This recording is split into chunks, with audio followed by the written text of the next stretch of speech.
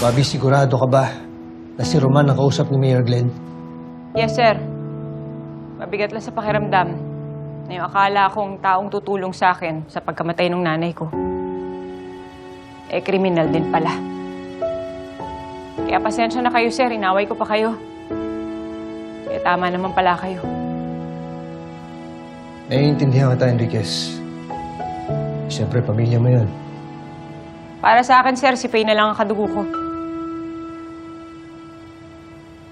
Kung ganun, Sergeant Enriquez, Lieutenant Samson, kayo na ang papasok para makakuha ng ebidensya para magamit natin laban kay Mayor. Ikaw naman, Tonyo, magpakabisi ka para hindi maisip ni Mayor na iniimbestigan natin siya. Maliwanag ba?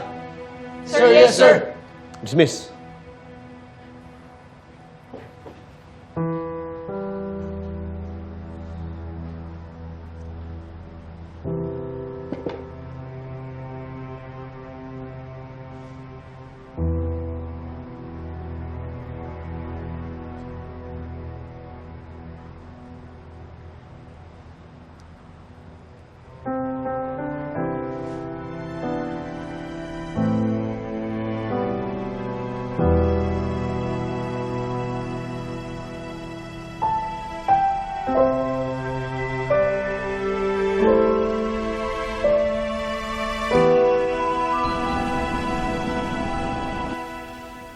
Lieutenant Conde, pasensya na kamo ha. Kinausap na din ako ni Mayor. Actually, 2 beses na namin ina-analyze yung sunog sa munisipyo. Sinadya talaga.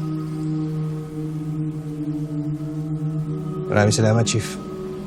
O sige, paano? Kumusta mo nila ako kay Rodolfo? Makakarating po. Sige.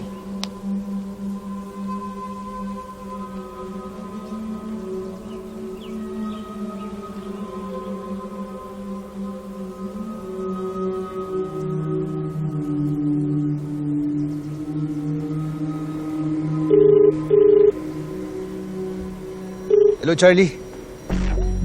Ano status niyo dyan? Papasok na si Bobby sa warehouse. Kamusta meeting mo, Tonyo? Sabi dito sa fire department, gumamit daw sila ng fire accelerant.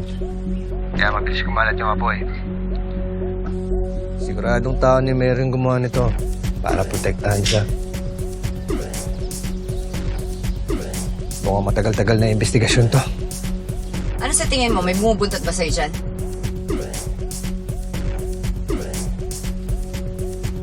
Mukhang nandito pa rin. Hintayin na lang natin yung update ni Bobby.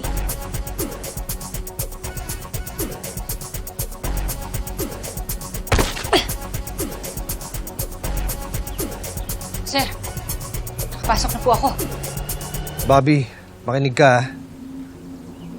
Konti lang ang mga babaeng trabahador dyan. Pero importante, huwag ka pa rin talaga magpapakita. Naintindihan mo? Copy, sir. Mag-ingat ka, Bobby.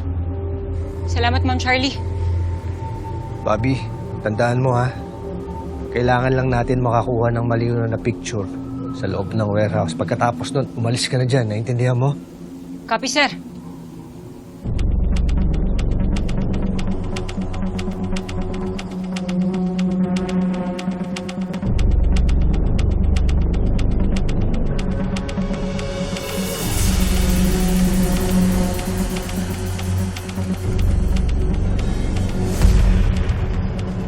Boss, mukhang tinigil na niya ang investigasyon kay Mayor, ah.